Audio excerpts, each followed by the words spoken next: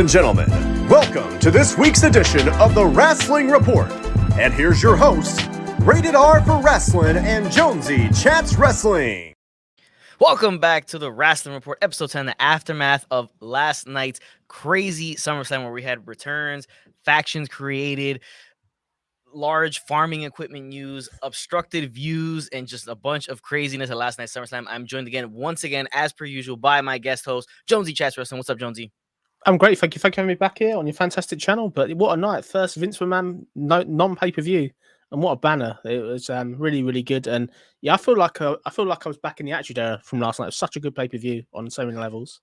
Yeah, like when you get to that final match, you think Vince Russo kind of booked that certain parts of it with what they did and what they used. But yeah, it's the first post McMahon, Vince McMahon anyway, era pay-per-view of the new era of whatever they're gonna end up calling it. We were in the PG era. Now let's see what we're gonna get into now with this new era and this new regime taking charge with Triple H as the head booker, Stephanie McMahon and Nick Khan as co-CEOs. It's the first big event leading up to their next big event, their second big event, the Clash at the Castle, which we saw who will face the champion who came out of SummerSlam in Drew McIntyre.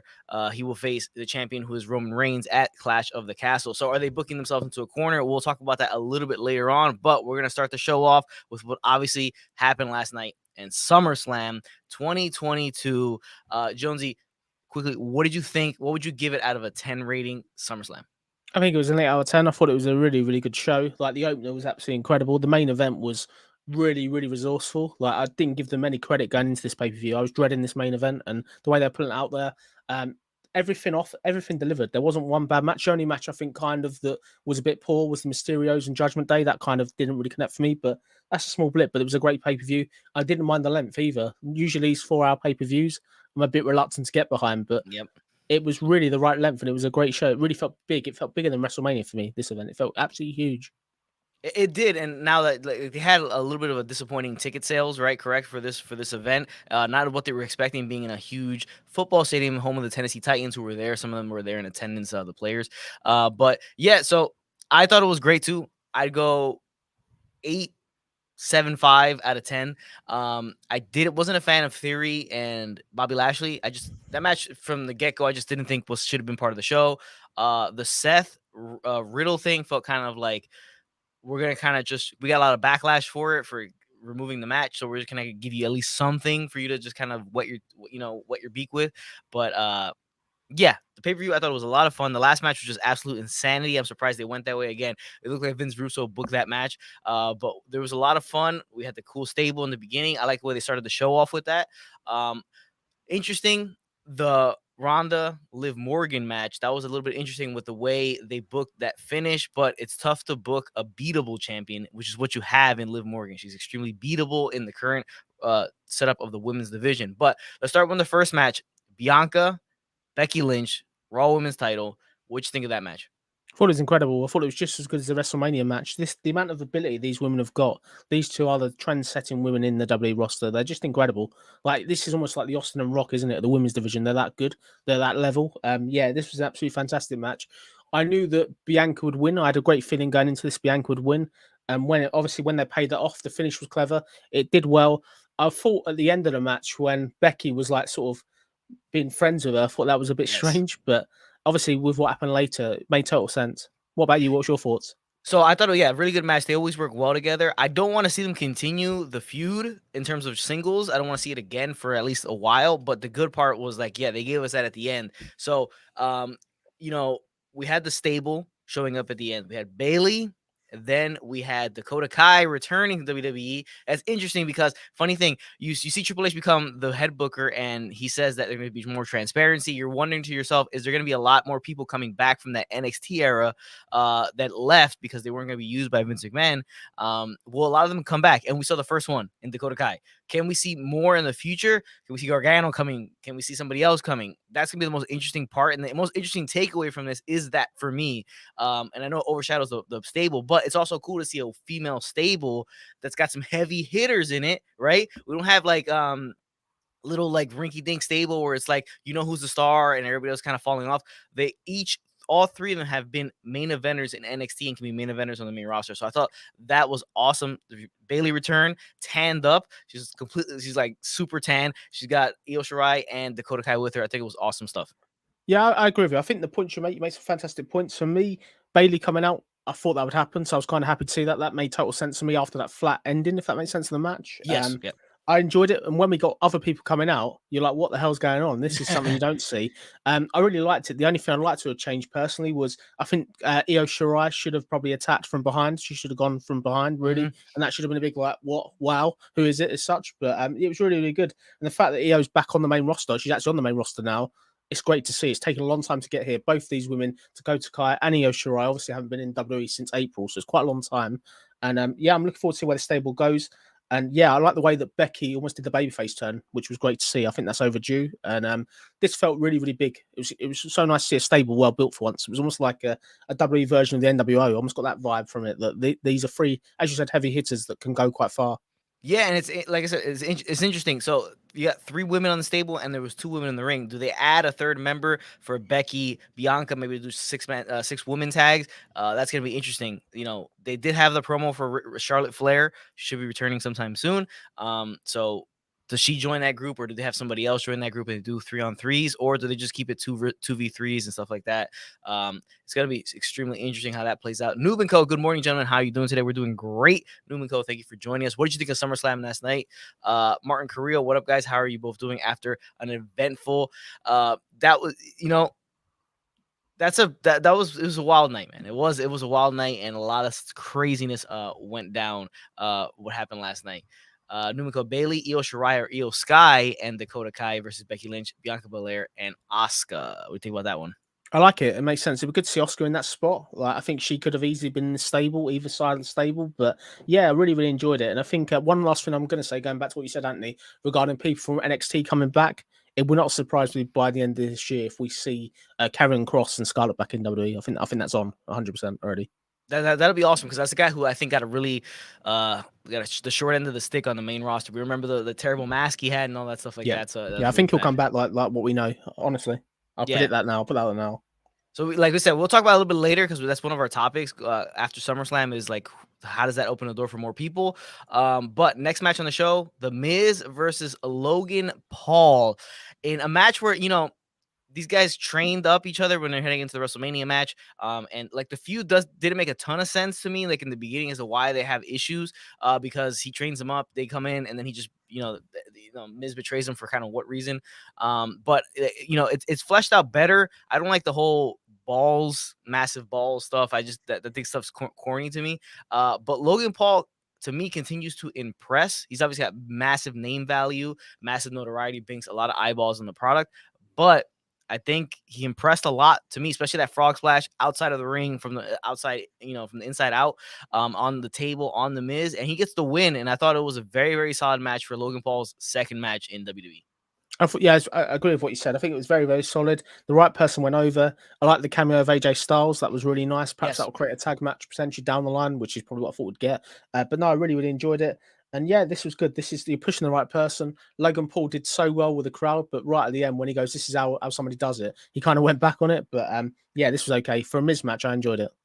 Yeah, no, so I agree with you. Yeah, so I thought they were gonna go the same route, tag team route, with Miz, Ciampa, Logan Paul, and AJ Styles. It sucks AJ Styles didn't get a spot on the show, which drives me crazy, because obviously if you watch any of my videos or any of my reviews, you know I'm a huge AJ Styles fan, and it kind of sucks that he just got the short end of the stick here on the show, but he did show up and had a little bit of a brawl with Ciampa. So that seems to be where it's leading. But to me, I think Logan Paul is like a knock it out home run signing for WWE, and for multiple reasons. If you don't like him, if you're not a fan of him, if you like, I still don't know what his YouTube videos have ever been about, honestly, because I never watched any of this stuff. But I just know he comes with a lot of notoriety. I've seen his boxing stuff, and he just comes in and he is taking it seriously. He is a very, very good athlete, has a very good look, a good physique. I think he fits very, very well. He's got obviously he's green, but he's got to tighten up a few things here and there, work on the promo stuff.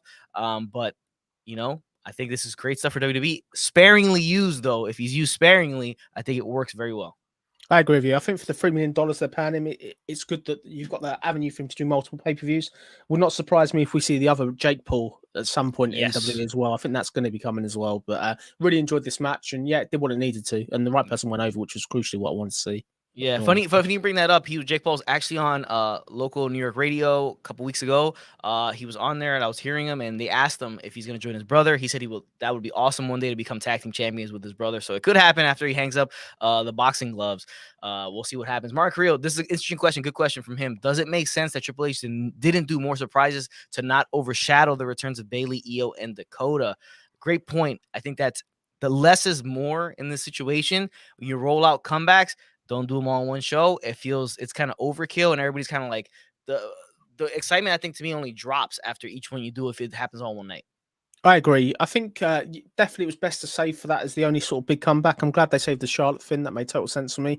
I just kind of wish this was later on the night. This could have been towards the top of the end of the show, really. I think the Ronda Liv match and the Becky Bianca match should have swapped round. That's the only thing. I think the crowd maybe have been up for it. They may have been a bit more flat because it's later on, but I agree. Saving comebacks is a good idea. And what they're going to, I'm sure they must have something lined up for Raw.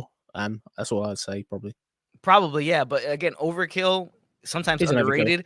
Yeah, sometimes underrated, but here I think it was properly done. Shout out to Triple H, yeah, for doing it the way he did and spotlighting, because like a lot of times you have something like this and you have a male competitor do a comeback and it overshadows the female stuff. So that was smart to do it this way. Yeah. Andy, can I ask you a question? Yeah, what would you thought if they would have done this whole Bailey stable, but they would have been masked, so you wouldn't have found out who it was until, I don't know, tomorrow night, for example? Would have that got your interest more?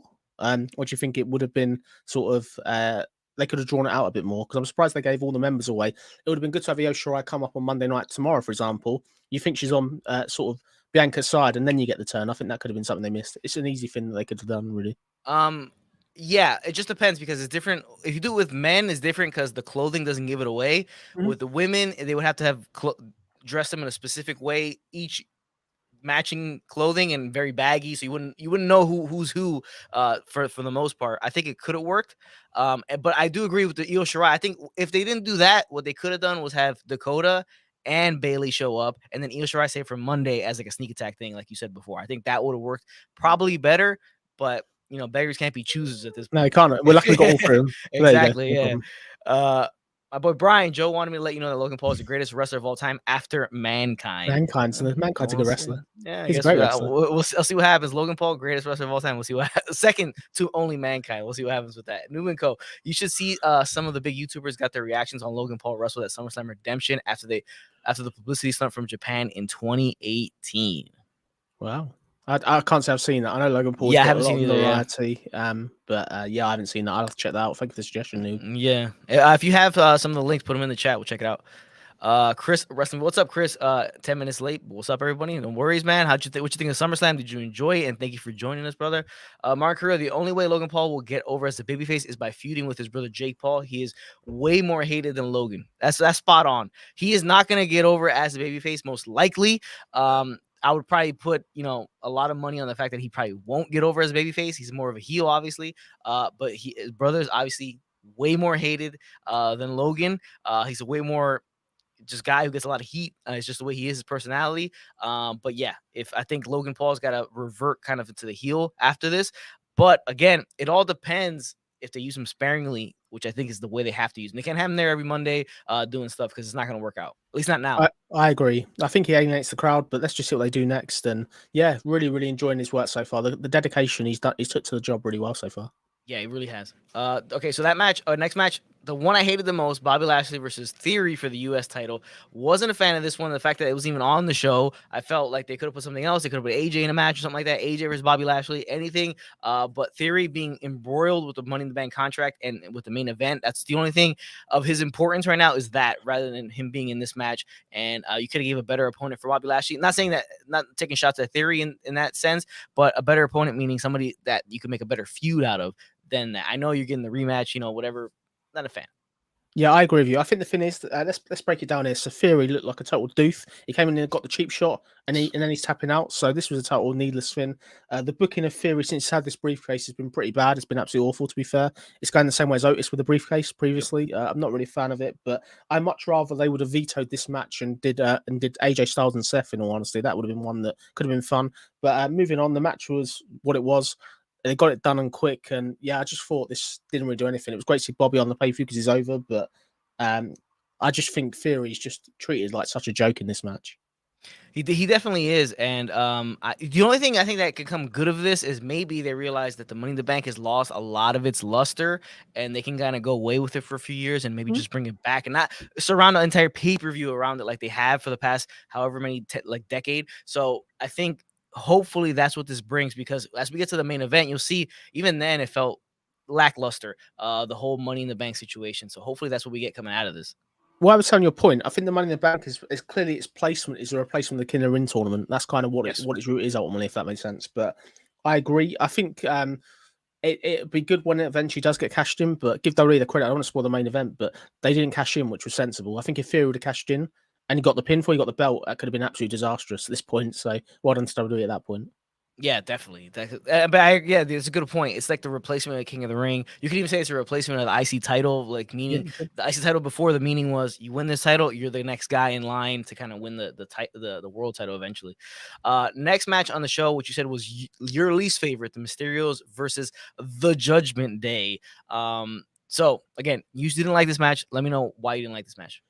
I just thought it kind of served no purpose, really.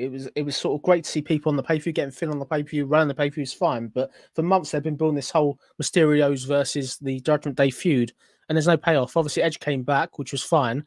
The DQ element was barely used. Like, the only thing they used the DQ element for was the finish and Rhea getting involved. You know what I mean? It just felt like a normal singles match to me, or a normal tag match, sorry. But for me, I just think it served no purpose. I really hope that this is done. It just didn't really work. Compared to the other stuff we've seen with Judgment Day, I felt it didn't really connect for me. I felt it was just something I've seen on Raw again and again, really.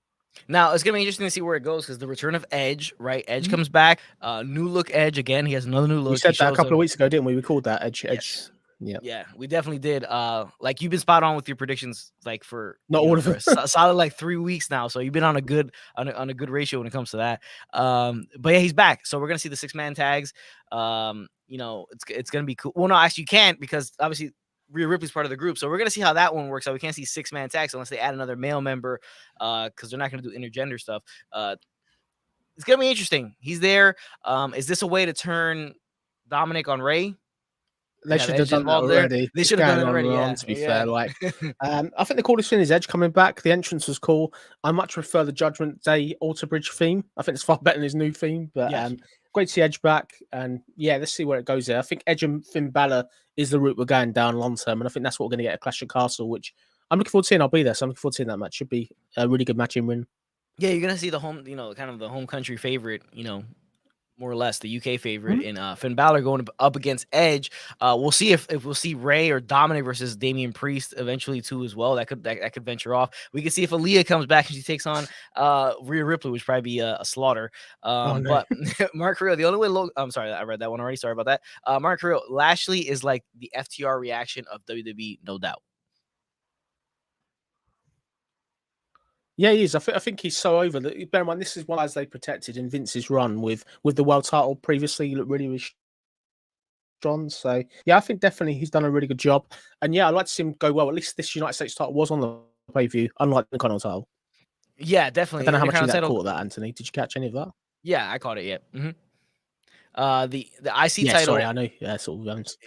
Yeah, no worries. The IC title continues its streak of not being defended on pay-per-views. Interesting enough. That's like the most amazing thing I think I've ever seen in my life.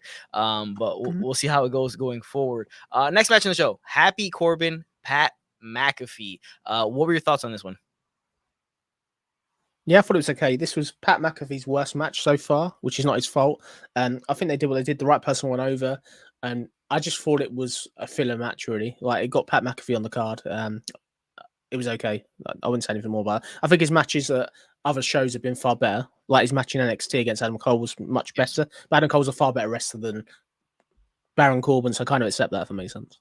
Yeah, no, I totally agree with you. It kind of was what it was. You're expecting not to be the greatest match in the world and Pat McAfee to come out on top, which is what we did. Kind of a lackluster finish. Was what it was. The funny intro saying "bum ass Corbin," the chorus kind of singing him along. I thought that was cool. Pat McAfee, the way they use him is really well done. Commentary sparingly, he shows up for the big shows, has a match. I want to see him get into something a little bit more spicy going forward. Maybe like a ladder match. When I mean spicy, I mean something where he could do a little bit more daredevil stuff, like when he did the stuff in War Games, stuff like that. If we could see that eventually come down the road in a big time match, maybe for Royal Rumble or WrestleMania or something like that, that'd be pretty cool.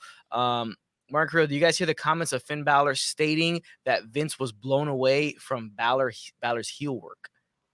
No, I haven't heard that one. I didn't know that. I know that they were talking about Finn was talking about the demon, about having control of the character, this lot and stuff like that. But I know since he's come up from NXT and he had that feud with Roman, he's never been the same. He's never been at that level of overness as such. But the rebuild can start. He's a great worker. I just don't want. I want to see him be booked properly. Same with Damian Priest. He's another one that I think needs that elevation that could go up the card if he's treated right. Yeah, definitely. Now, okay, so heel Balor in his last run in NXT was tremendous. So we may get more of that because Triple H is not kind of running the show in terms of creative. We may get more of that going forward, which is a good thing. But I think the Judgment Day will hold him back a little bit because it's a gimmicky group. So I think that may hold him back just a bit in terms of the coolness of heel Balor that we'll end up seeing, unless they plan on getting rid of the Judgment Day in some in the near future. I think Judgment Day, since the Edge stuff, has lost a ton of heat and steam because it was so random and kind of made no sense for them to kick Edge out and have Finn Balor turn. And yeah, it just didn't make much sense. I think for me, like the fact they haven't used the demon in Judgment Day, it's a supernatural gimmick, supernatural stable. It's almost like 1-1. Like I don't get why they haven't done that, but I agree with you. I think the fact since they've had this change, I think Rhea's unfortunate injuries watered down the group to a certain point, but there's nothing stopping them adding someone else to the group. There's loads of people not doing anything on WWE, so let's push them and see where it goes. Yeah, definitely could see that going down. It's an interesting one. Mark Rose says, "Can we just say that Michael was great at commentary? I always felt like Vince was holding him back, but now he feels more free to speak." I'm gonna be honest with you. I was never a fan of Michael Cole. I just felt like he was always spewing company stuff, and it was just like very like he was being fed whatever he was saying. But I think since Pat McAfee showed up on the scene in terms of commentary, his commentary has skyrocketed because it feels like he's having fun out there with McAfee, and the fact that everybody kind of jokes around with him on top of that, and is always kind of like busting his balls. I think that's a lot of fun, and I think not that he has gotten better. He's always been a good commentator, obviously a professional, everything like that. I think he's more, like you said, free flowing and more free to speak. But I think it started with Pat McAfee. I agree. I think his call in the main event was so Jim Ross-like from the Attitude Era. It was so good. His call in the main event was absolutely incredible. Yes. And listening to Michael Cole, liking to see it. I want to see more of him. The fact you haven't got Vince down there screaming at him, this is so good to see. And long may it continue because they're really, really good on the mic. They could be the next, I don't know, Tony Schiavone, Jim Ross, if they're given that chance, potentially. I mean, we could see it, but like I said, I think it's that. But like great call. He did and Martin says the same thing, and that he did great from the Brock and McAfee matches. Very, very well done. He has some of that like favoritism that he plays up on it too as well, which I think works well in certain points. I think when we get a bad taste of Michael Cole is the stuff where he got in the ring, the anonymous Raw, the anonymous Raw GM stuff. That stuff really gets you, and then the constant having this. It's the company talk, like that stuff. I think that grew weary on a lot of people and have really soured the look of Michael Cole. But I think he's starting to gain it back with the Pat McAfee stuff. And again, I think that was the inception of Pat McAfee, was the point as to where it became more free flowing, a little bit more fun between the two when they back and forth. I think doesn't feel so. Like I said, Vince yelling in his ear the entire time, even though he still was at that time, but until now. But at least it didn't feel that way. I agree. Steve from the SCW Wrestling Channel. Make sure you check out Steve on YouTube. Great guy. Says can't stay, but wanted to drop in and say hello. Hope you guys are doing well and hope you enjoyed SummerSlam. Lots of twists, turns, returns, and a tractor and obstructed views because of that tractor. Those guys get their money back, at least partial, for missing out majority of the main event for what happened.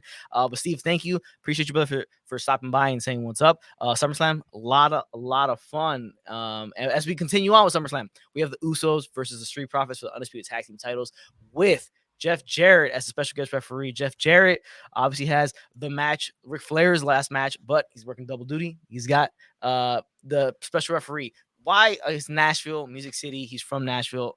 I guess it makes sense, but it is Jeff Jarrett. I mean, it doesn't really work that well. The match, obviously, these two tag teams work so great together, but still, the Usos are on a completely different level than any other tag team in WWE, and they hold on to the titles, and it just makes sense. But I want to ask you one thing before you let me know what you thought about the match. Does the Usos winning the title, retaining the titles, kind of give away the fact that Roman's going to retain?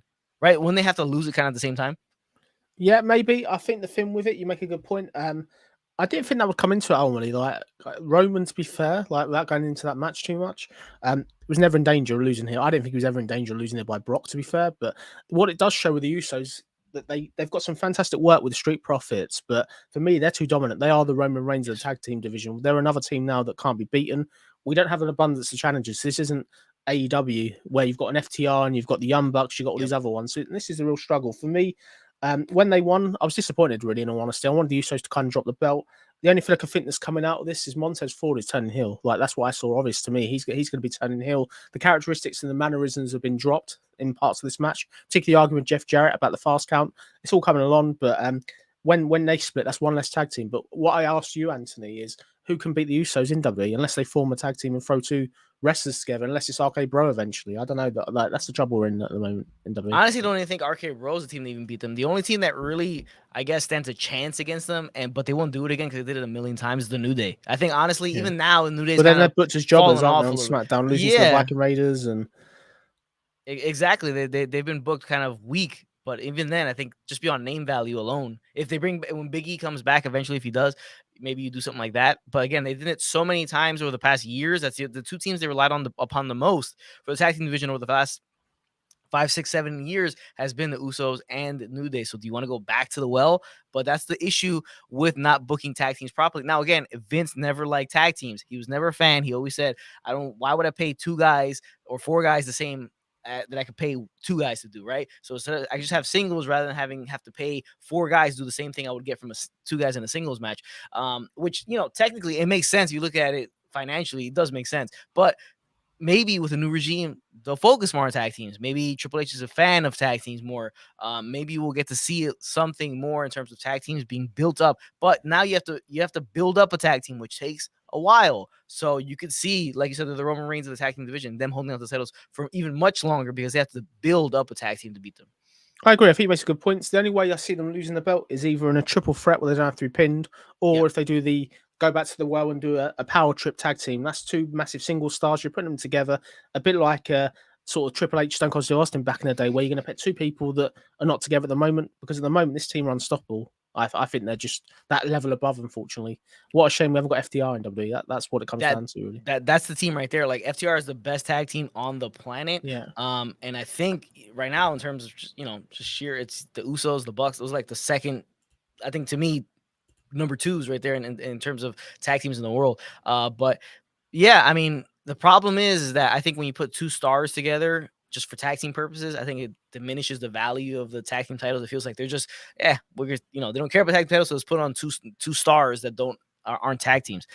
So I think they just got to build somebody, but it's gonna take time. So we could see the Usos continue to be champions for another 6, 7, 8 months. Maybe at WrestleMania they lose it until they have to build from now to WrestleMania. They have to build another tag team. That's the work that needs to be done in terms of WWE. I trust Triple H. I think he will. I think he has. I trust him 100% more than Vince to do that. Especially when it comes to tag teams. Yeah, I trust him on a lot more stuff, but especially tag teams. Next match on the show, SmackDown Women's Championship. We had the champion, Liv Morgan, taking on the former champion, Ronda Rousey. Now, you run into the problem when you have a beatable champion, which is what you have in Liv Morgan. Extremely beatable. That's a tough champion to book because do they ever really feel like a champion? That's the problem. They always kind of feel like they just kind of fell upon the title, and every match you have to have with them, they kind of just luckily get past it, which is what we got here. Obviously, overmatched by Ronda Rousey in terms of name value, star value. So you have here her winning, but in controversial fashion, and we get the heel turn from Ronda Rousey, which is much overdue. Liv Morgan retains by pinning Ronda, but tapping at the same time. So you get the schmozzy finish, and we go forward with this. This wasn't the greatest match in the world, but again, you have a beatable champion, so it's tough to book matches with that. Yeah, I agree with your point. So I've got a couple of points on it. I think the finish, for me, I thought the finish was weak. I've got to be honest with you. I think the fact that Liv Morgan's able to cheat her way to a victory, she's a babyface. She should have said, I lost, held my hands up. let's continue the match, for example. That's what a good babyface would do. The other thing, the way Liv Morgan won as well, it reminded me of the time that 1-2-3 Kid beat Razor Ramon. I was getting them sort of vibes there, that Liv Morgan is a total fluke. You know what I mean? Which is difficult, but I get that she had to retain, which is just kind of makes sense. But for me, I didn't really enjoy the match. It didn't really work. I'm hoping Ronda Rousey, now she's going to be a heel, hopefully, can show what she can really do. No more friendly babyface promos, which she struggles with. She can just be a badass, which is what we want to see her back to eventually. And I think in terms of the mic, it comes across really bad. It's her vocabulary, her delivery, which is poor. I think less is better in terms of the mic with her. I think she needs to say less. And the heel portion of it will work. Obviously, she continued to attack the arm with the arm bar after the match was over. She attacked the referee with the arm bar. So the heel turn in full effect. We saw it. It's all good. I think it was well overdue. But again, it's tough because it was a fluke win because it was Money in the Bank. And she's very, very beatable. So it's they just shouldn't tough put themselves in these corners, should they? It should have been a triple threat. You should have put in probably Natalia or Carmella or somebody there to take the pinfall, really. That's what they should have done. But put it out there, Andy, like probably about 6 or 7 months ago, I said that Ronda Rousey, I would have paired her up with Malcolm Bivens. That's the person I would have put her with. You need somebody that can talk for her because she just can't talk, which it's another thing. But let's see what they do here. Is Liv Morgan going to be a long-term champion? I can't see it. If people come back, I just think she's not in that stratosphere, unfortunately. Yeah, maybe that's why they brought back the other 3 women to Raw rather than bringing her to SmackDown, because the champion is less believable in Liv Morgan. Even though everybody wants her to be champion, everybody was super excited. Everyone's behind it. Yeah, but it's tough to book somebody that's so beatable because she's been beaten throughout her whole career by everybody. So it's like she wins championship in a fluky way. It's tough to book her strong going forward. But yeah, the triple threat match should have been the thing. It should have been that.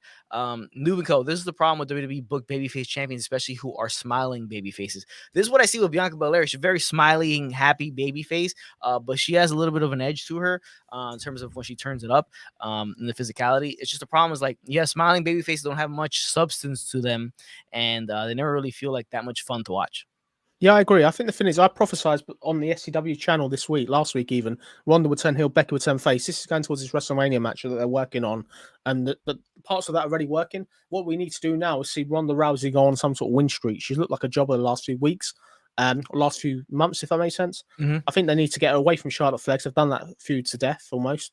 Let's just see her go on a bit of a winning streak now. We need to somehow get her to be the champion going towards the end of the year. So maybe that's going to be the person that does eventually beat Liv Morgan, I'd say. It could be. I mean, Ronda's going into WrestleMania as a champion. It's not. Yeah. I think Becky's chasing. That's what I would say. Sorry to interrupt you. No, it totally makes sense because they're in LA. You got to come up with something huge, and like she is the female Brock Lesnar, so they should have gave her a mouthpiece, which they didn't though. That's the problem. You could have told her from her promos that she needed one, especially if she was going to be a good, a baby face. Martin says, if they turn Ronda heel, does it indicate that Sasha and Naomi will come back? Maybe have Sasha and Naomi and Liv versus Shayna and Ronda. What do you think about that one?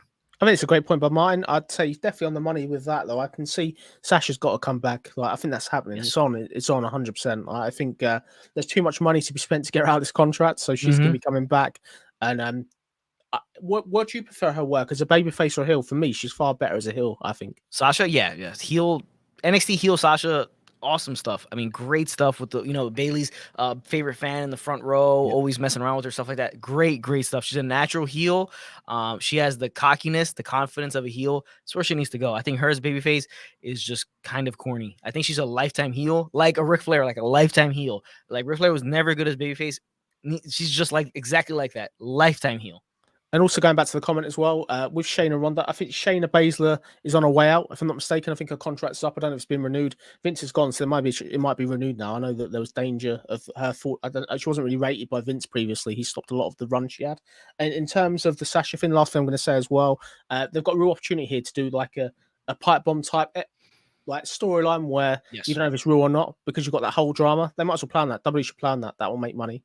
Yeah, definitely. They should definitely play on that. Like I think we said the last episode or 2 episodes ago that they should. The realism stuff always works well. It always hits well. Yeah, it always hits well. So always play into that. I think if a word of advice, like always play into the realism of stuff, because if you're working in an industry where it's all everything's kind of fabricated in terms of emotion, storyline, stuff like that, play into the realism because it's a fresher breath air, a breath of fresh air, whatever you call it. Yeah, I think that works well. And Shayna, again, it's another NXT performer. Can she be renewed because Mr. NXT, Triple H is now running the show in terms of creative. It could be. We could see where she gets a push now. She's more showcased because she's a Triple H person. So, I mean, it makes sense. It I'd does like make to sense. see it. Yeah. I rate her work, and I think she's never had that fair run. Obviously, she had that many years ago where she went for the Elimination Chamber. She destroyed everyone, looked like an absolute killer.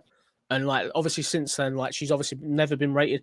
When she's not chasing dolls and all this other stuff that they had her doing last year, I think she's got obviously a good chance to do something. But I'd like to see him do something there.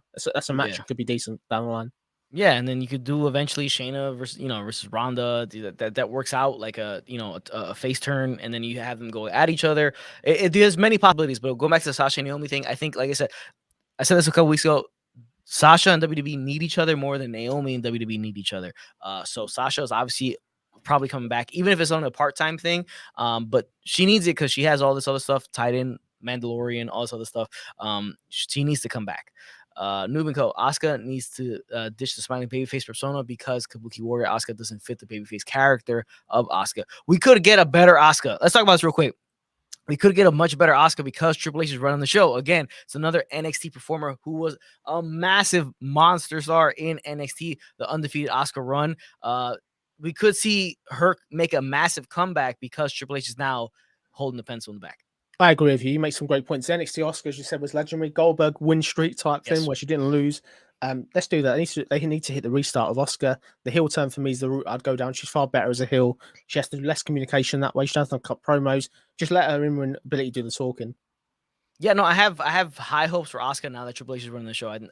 Triple H knows what he's doing out there. He knows. We see it when we saw Black and Gold NXT and how much we loved Black and Gold NXT. And you should rejoice in the fact that, but there's also some trepidation there because he's the head booker, but he's got to deal with all these writers making up these storylines that aren't. He's still got answers to Nick Khan, hasn't he, to a certain point regarding the budgets and stuff. And his wife too. He's got to listen to his wife too. Yeah. So when Nick Khan says, "Look, we want to trim a little fat," what's he gonna say? No. I mean, that's the problem. So you're gonna have a give and take here. So we may see some cool stuff. We may see some stuff that we may still hate. Because remember, Nick Khan came in and there was budget cuts after budget cuts after budget cuts after budget cuts. A lot of that had to do with him. He's a guy who trims the fat. He's not a wrestling guy. He's a corporate guy. So that's the problem you kind of run into. But let's get into the last match of last night's SummerSlam. It's the undisputed Universal Heavyweight Championship. You have Roman Reigns, the champion for almost 700 days, a historic and an amazing run, to be honest with you, even though he hasn't had the opponents because he's too good. It's not the opponent. It's really not his fault that he's that good that he makes everybody else look worse. Now he's taking on Brock Lesnar again. The last time they made a big thing about the last match ever between these guys because they've been going on for 10 years, these guys going against each other at big time pay-per-views. Last man standing match. This man comes out, Brock Lesnar, in a tractor. It's obviously a big farm boy, comes out, brings it out. They don't use it until very late in the match where he decides to lift the ring up from one corner and obstruct everybody's view from that side who can't see the rest of the match, which I think was funny. And it's just nuts match. So much damage taken. You have Theory coming out, trying to cash in. He gets thrown to the wayside like a piece of crap. Then you have they literally bury Brock Lesnar underneath all this rubbish and rubble, and Roman Reigns stands on top of Brock Lesnar. He retains. He's going to face Drew McIntyre, defend that title at Clash of the Castle. What do you think about this match, Jonesy? I love this match. This is what WrestleMania was meant to be. I think this match, this was everything that was right with this match, if that makes sense, compared to WrestleMania. I really, really enjoyed it. I love the hard-hittingness. I think the fact they were able to use the chairs, tables, able to use everything. The tractor was really inventive. That reminded me of the time when Rikishi went off the Hell in a Cell, landed in the hay. It was that kind of vibe. You're using props around you, which is good to see. Really, really enjoyed it. Unbelievably, the way Brock was able to get off on everything, and that finish with the ultimately with all that stuff on top of him, that must have hurt. I don't know how they did that without him being injured. They did what they need to do. I think the cash in was done well. The fact he didn't actually cash in was done really well. I like the way that they held the briefcase to stop him cashing in as well. That was a nice touch that people didn't really. But I really, really enjoyed this. I think the only thing I didn't like really was just how dominant the Usos were in this. They came in and once again you've got Roman standing tall. He can't do the job on his own. I get he's a callous heel, but as the show goes off the air, this was the point really you needed Drew and somebody else to come out and equal the odds really, because if Drew's obviously going into this event, why can Drew get the job done in Cardiff besides the home fans when Brock couldn't? That's kind of the way I'm feeling going into this main event we're going to have in 5 weeks' time. No, that makes total sense. I mean, maybe they're holding it off. Maybe Monday Night Raw or SmackDown, whichever show they decide to do it on, will happen where he's gonna have some. Maybe they have Sheamus join him or help him out. Maybe something like that because you're gonna have the whole UK crowd. You have him, Rich Holland, Butch. I mean, maybe those guys help him out just because it's the hometown, it's home country kind of thing, native country. Maybe they do that. I don't know, maybe, but yeah, he's gonna need something to kind of even the odds because unless they have to put the stipulation where they're banned from ringside type of thing, maybe that it's just but. In terms of optics, I think going forward, yeah, he needs some backup. It's just the same thing. Obviously, Roman, you can't have a pin Roman. Yeah. And then even if you get to that point where you're about to pin him, you've also got the Usos that get involved continually. It's just how they equal that out. But in terms of eventiveness in the match, that thing with the ring, though, was absolutely incredible. Never seen anything like that. I've seen, obviously, loads of stuff in wrestling as I'm watching wrestling, but so resourceful. And if this is the attention to detail WWE going to do, I've got good confidence going to pay-per-views. This is the type of thing we need to be seeing. Not every single month to that extent, but we need to have main events feel like main events, which is what this did. Yeah, main event kind of be like, whoa, I wasn't expecting that, or that was super cool, or stuff like that. Yeah, no, good point. That's what they need to be doing going forward. And again, sucks to be the guys who were sitting there behind that ring at that corner, but it is what it is. I mean, they got blocked completely. Juggernaut in the chat. Juggernaut, what's up, brother? Yo, what's up, guys? He thought SummerSlam was a good, fun show, but nothing that blew him out of the water. It's an interesting take. A lot of people are saying it was, amazing. We were saying that, at least from the main event standpoint, it was amazing. It was a lot of fun. The thing with the tractor was just, it was wild stuff, man. It really was. And they, credit to Lesnar. Honestly, I think Lesnar is the best seller in the history of professional wrestling in terms of selling, his pain, his injury, and beat up and everything. I think there's nobody that does it better and as believable as Brock Lesnar. The man is an absolute monster, a legitimate badass monster who will destroy you. But he makes you feel like he's actually hurt. And the way he gets up all spaghetti legged and stuff like that, I think he's the best ever to do it in terms of that. But you saw more of it here. The great, at the 9 count, they get up just the last minute type stuff. Yeah, it's great stuff. Really well done. What I really, really like, I don't even notice the small things about Brock Lesnar in this match was the way he got up like the Undertaker back in the day, like slowly gets up and he's just like Roman then can't believe it. The fact you got a Paul Heyman's spot there, that bump was a nice spot. That was really inventive. And they, as I said, they used everything around the ring. I just felt this was so good. Like going in with a zero expectation, that's what I had. And the way they were able to deliver, even with it was obvious who was going to win the show, even though that they did that. The fact they obviously teased that didn't cash in was sensible as well, as you said earlier. But this was a great main event. I don't want to see Roman and Brock again, no offense, but this was a great final chapter. Like I felt it just really was really, really good. My only concern is obviously if we're going to be going on to Roman with still the belts, he's a part-time champion, which further extending his reign. His reign is great, but we do need to get to this point now where somebody finally beats him, I think. And I think that's going to happen at Cardiff. Drew's the one I think will beat him. Well, yeah, I mean, it lines up now in terms of the U.S. crowd. May not be super excited to see Drew beat him, and maybe not see him as the guy, but definitely the UK crowd is definitely going to be in his favor to see him win that title. So the timing of it works. It's just when they get back to the States after that, how do they book it going forward? That's gonna be the interesting part about it, because it all felt like the heir apparent or the guy that was definitely gonna beat him was gonna be Cody. Like it felt when Cody was there, it was gonna be him. Cody's a good shout because you can feel it. Like you felt that rumble. Like this guy seems like he's gonna be the guy that Vince is gonna choose to beat Roman, which could eventually happen later if Drew doesn't get the job done at Cardiff. Drew and I were going to say I really enjoyed the opening match, and that main event was crazy anarchy. It was just. I agree with Juggernaut. Them two matches are my favorite. The opener and the main event, both for loads of different reasons. But I agree with you. I think Cody's a great shout. We obviously need to get Roman back to world champion or near the belt if they're going to do Roman and Rock at WrestleMania, which is maybe what they're looking to do, I guess. But I'm enjoying it. I enjoyed this pay-per-view, and for a SummerSlam, compared to the previous years where we've been in the Thunderdome and last year where there was only a couple of things where Bianca Belair jobbed in 2 seconds. Remember that last year? I've got such a better taste in my mouth today from this event, and I'm looking forward to seeing Raw, which is nice to say for once. For once, yeah. It's a very rare statement to say that you're excited to see Raw, yeah. All right, so that was SummerSlam 2022. Really, really fun show. Really great stuff. Let's get into a couple more quick topics before we finish up here today. And I brought this one up, Claudio Castagnoli. And this is because I brought this up on... Well, it was brought up on. I was watching the Rampage live stream from West Coast Podcast. Make sure you check them out on YouTube. I was watching. Zach was up there. He was talking, and he said he doesn't fit Claudio in the Blackpool Combat Club, and I agree with him. Mex has also said this. WrestleManiac UK has also said the same thing. He doesn't fit. I think he's too much of an elegant looking guy to be in that group, and stature wise too, it just doesn't fit.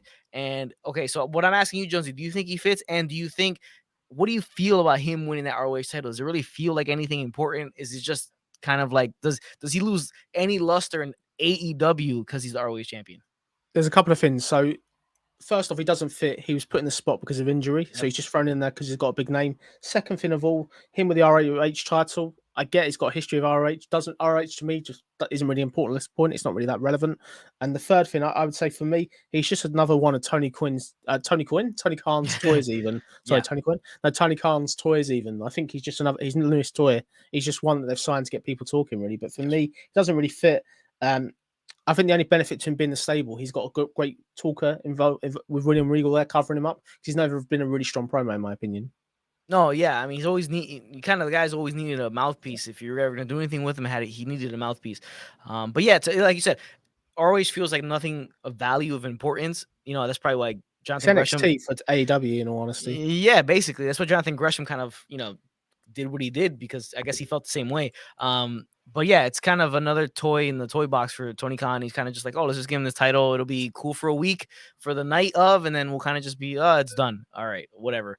A lot of different things going on in AEW. They're kind of odd. And Claudio Castagnoli is one of them. You said he was thrown in there in the group because of injury. Doesn't fit. They give him that ROH title.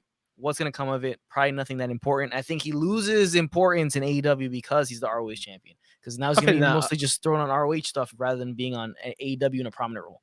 I agree. And let's go back to the Impact Wrestling AEW relationship. That was absolutely tumultuous. It wasn't very good. So AEW is the focus. ROH is kind of the secondary. For me, I think it gives him something to do.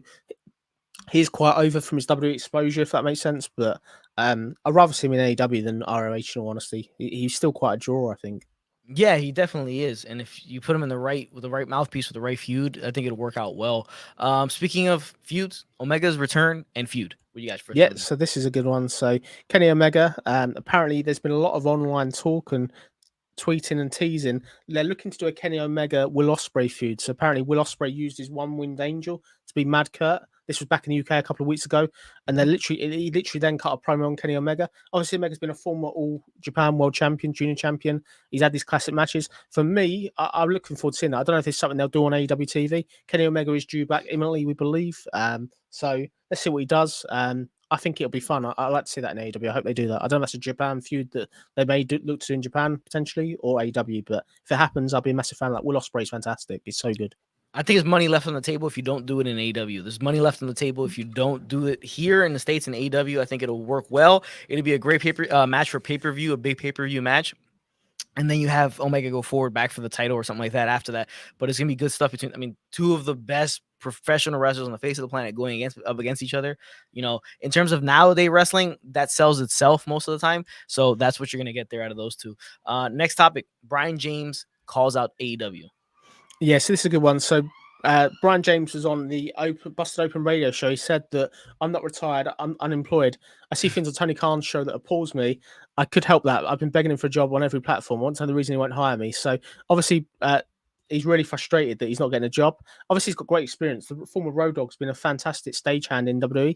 I'm surprised Tony Khan doesn't want to get him in. The only thing I can think of is potentially Brian James may have said something when he was working at WWE. Maybe he sort of not AEW in some way, but what do you think of that? Would you like to see him in AEW? And you're shocked that Tony Khan doesn't go for that level of experience that's available out there?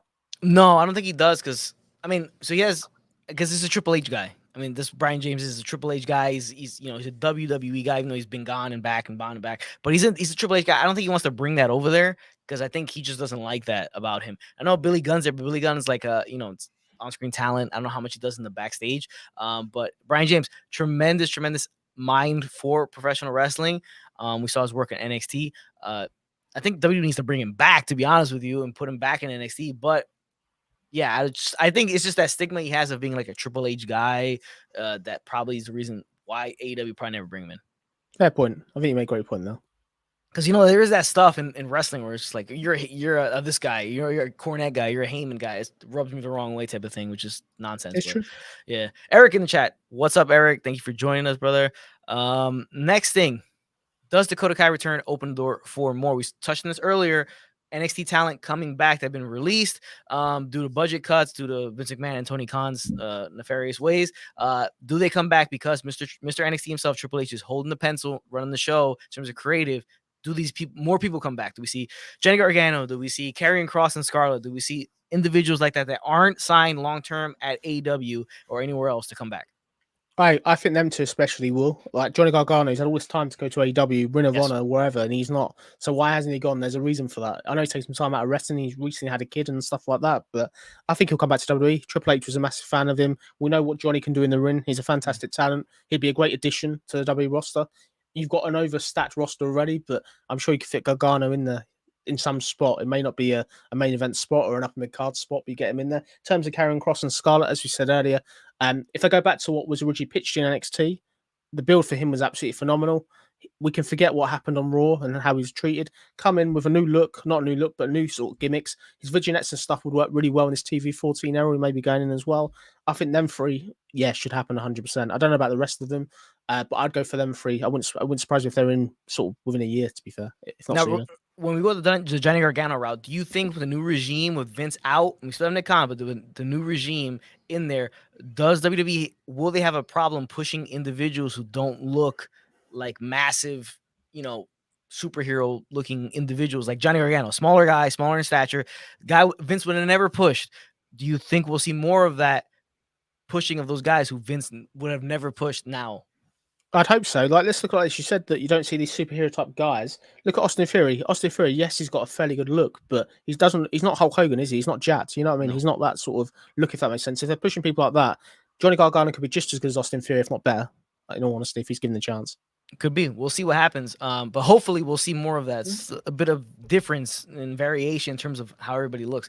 Eric says, can't blame Road Dogg for being mad when WWE hires everybody and their mother. 90% old WWE employees are back there. That is true. The stigma of AEW. Everybody that NXT or WWE lets go end up in AEW sooner rather than later, even if they're older and they're backstage, stuff like that. It's a stigma that they need to, I think, eventually need to shake, because I don't think it's a good look for them going forward if they continue going down that road where it's like, this guy left WWE. He's showing up in AEW and he's going to be there in 3 weeks and then, disappear. Eric said, God, let's hope they push guys like Gargano, please, God. But I'll tell you what I would, sorry to interrupt you. Go ahead. I'm sorry. I'll tell you what I would do. Hire Gargano and put him with Ciampa. Forget this whole thing with Miz and Ciampa. You got DIY then, and they can go against the Usos. Tag team. Yeah, perfect. You've got 5 or 6 weeks to build them. I'm not saying they're going to beat the Usos, but there's somebody that's credible that we know have got like heritage and they've got some sort of history in NXT. I'd do that if I was WWE, to be fair. And could you imagine the matches the Usos and DIY would put together? Yeah, I mean, it'd be great. I was there live for FTR DIY. I mean, it's tremendous stuff. I just imagine Usos versus DIY be absolutely insane. But getting to our last topic of the show, retro topic of the week, is the reveal of the Greater Power, the worst of all time. Now, if you don't know what this is, the Greater Power was the reveal when they revealed Vince McMahon to be the Greater Power and running, and they created the whole corporate ministry. This is when the Undertaker was coming after McMahon, gave him the flaming bear, showed up at the house, abducted Stephanie McMahon. Crazy times. Abducted Stephanie McMahon, was going to do a ritual. This is on my channel. I made a video about this. The ritual, they're going to marry Stephanie and the Undertaker. Austin saves the day at the behest of the boss, Vince McMahon, who requested it. Like, he please save my daughter. In the end, it just ends up being revealed that McMahon was behind the whole thing the whole time, which originally, according to Bruce Pritchard, it was supposed to be the fallen angel Christopher Daniels, but they didn't feel like the reveal would have meant anything because nobody knew who the hell Christopher Daniels was at that time, which makes sense. But to just rely and fall back on Vince, the logic of it makes absolutely no sense after what I just explained. So is it the worst of all time? Jonesy, what do you think? I think it's one of the worst. Like, look at this from storyline perspective. It's almost like Vince McMahon 1 minute is fighting for his daughter, which is fine. Next thing, they're doing the Hilton. They literally didn't have time to come up with a storyline, and then it just doesn't make sense. It is one of the worst all time. They made it up as they went along, and when the fact that you don't even want to go along with sort of, as you said, Christopher Daniels or Chris Kanyon was the other one. He was going to be known as Syndrome. Supposedly he was the other one that was named. It's one of the worst, really, from a business, from a booking sense of view and non-sensual. It's something we would see there in Retribution. It's kind of like that, but it makes Retribution look like a well-booked-out storyline, if that makes sense. No, you're totally correct. I mean, imagine, okay, so you could have built to somebody, right? Nobody would have known who the hell, Right. they would have known Canyon, for the most, Yeah. maybe. Some people would have known, but you don't know them, but you build somebody out of that because Yeah. now they're in a prominent role. So you can do once you do it, it's just the work that needs to be done after that to make him relevant and make it work. That's a whole nother thing. But at least you have a guy and gave him the foundation to maybe be better off by giving a no name that type of spot. But then you just revert back, and then the storyline of it makes absolutely no sense whatsoever. Because what was the point of him doing all that just to reveal himself as the higher power? Because what does he, in terms of logic, if he's gonna have his own daughter abducted and then request the help of his arch nemesis, like his most hated rival, to help and save her, Just to get one over on Austin. yeah, because in the end, it's like, oh, I tricked. tricked you, Austin. It was just me the whole time. I made you waste your time and save my daughter for nothing. You know what I mean? Like, none of it made any sense. So, I mean, I would have to agree. It's probably one of the worst reveals of all time, up there with the gobbledygooker. I mean, because like, it's like, what the hell was this? It just didn't make any sense. In terms of logic, it just makes no sense whatsoever. You're better off giving it to somebody who nobody knew. Yeah, I agree. I think there's a couple of things with this. What it comes down to is A, they couldn't get anybody out of WCW that was big enough, because obviously these are involved in the main eventers. Yes. This isn't somebody that they're dealing with Austin. Austin was the biggest thing ever. And the other one, apparently, they did try and get Shane Douglas, I believe, but because of his bad rep with WWE, that kind of fell on deaf ears, unfortunately. But that could have been fun. But yeah, definitely one of the worst. If you're bored, go back and watch that period of time, because it's a fun period. And from sort of booking sense of view, it just shows everything the actually there wasn't perfect, as much as I'd like to think it is. Yeah, I mean, so okay, go out and check my video of the Attitude Era moments that go wrong, that go way too far. I'm working on another one now, but I've talked about the Undertaker and the nonsense that was the Ministry of Darkness and all the craziness, trying to literally stab a man through the chest on live television, just the nuts, crucifying him. Hanging a man on live pay-per-view into the Big Boss Man, and then this craziness of trying to forcefully marry a young woman in the most demonic way possible, crucifying Stone Cold Steve Austin. It's just the craziness, and then the higher power reveal just didn't work. I mean, a lot of it was just some nonsense. Eric says Vince reveal was dumb, but Ministry of Darkness was very underrated. Yes, the Ministry of Darkness in the beginning, and once it went corporate ministry, it just got kind of like, ridiculous because of that greater power thing. But the Ministry of Darkness, when they would abduct guys, beat the living hell out of them, and then they would end up joining the group, right? Like, so they got Midian, they beat the living hell out of him, and it was done. It was a really good storyline, how they recruited people go missing and stuff like that. And when you added the acolytes at the time, they were really good. And Eric makes this solid point. Undertaker's boys were in the faction, so all his buddies, BSK, I need my BSK guys in a faction. Let's just make the Ministry of Darkness. Yeah. Definitely, I agree with you. But no, definitely one of the worst storylines or reveals ever. Like, it makes modern day stuff look great, which is crazy to do. Which is a wild statement to make if you really think about it, right? Like, you really think about it. But guys, that's this episode we have for you guys today. The retro topic of the week, SummerSlam, and a couple other topics that we touched upon. We appreciate you guys for tuning in for episode 10 of the Rasslin Report. We'll be back next week, same time, same channel, for episode 11. And what the hell is going to be happening this week, we don't know. But it's going to be interesting times, especially in WWE, with the new regime taking effect for their second week in a row. We'll see how the booking, I think the most important thing we're going to see and analyze is the booking aspect of this upcoming week after the fallout of SummerSlam, because that's most important. And we're going to see, I think, the most, if you're going to see room for improvement in terms of booking, this is the time where you're really going to notice it, that time right after a massive pay-per-view and the build up to the next one. But guys, we appreciate you guys for tuning in. Jones, any last words for him?